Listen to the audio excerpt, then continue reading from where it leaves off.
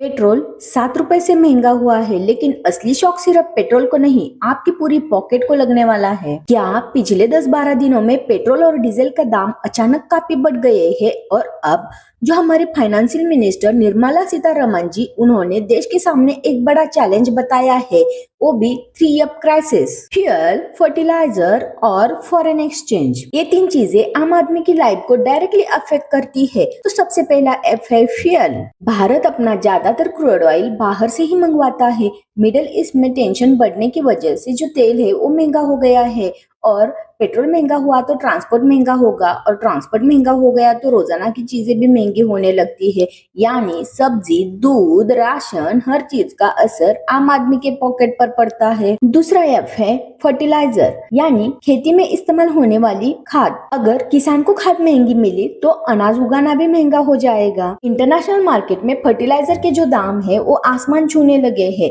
और हमारी सरकार को बिलियंस ऑफ डॉलर्स खर्च करने पड़ रहे हैं। इसका मतलब है फ्यूचर में खाने की चीजें और भी महंगी हो सकती है। और तीसरा एफ है फॉरेन एक्सचेंज। सिंपल भाषा में बोले तो देश के पास जमा डॉलर का स्टॉक, चाहे तेल खरीदना हो या फिर खाद, इंटरनेशनल मार्केट में पेमेंट तो डॉलर में ही करनी पड़ती है। तो जब भारत ज्यादा डॉलर बाहर भेजता है तो हमारा जो रूपी है वो वीक होने लगता है, और रूपी कमजोर हुआ तो जो इम्पोर्टेड वस्तु है जैसे कि इलेक्ट्रॉनिक्स, फॉरेन स्टडीज और बाहर घूमना, सब महंगा हो जाता है। तो यह है वो 3F क्राइसिस, फ्यूल, फर्टिलाइजर और फॉरेक्स, जो इस वक्त हमारे देश की इकोनॉमी के लिए बड़ा चैलेंज बने हुए हैं।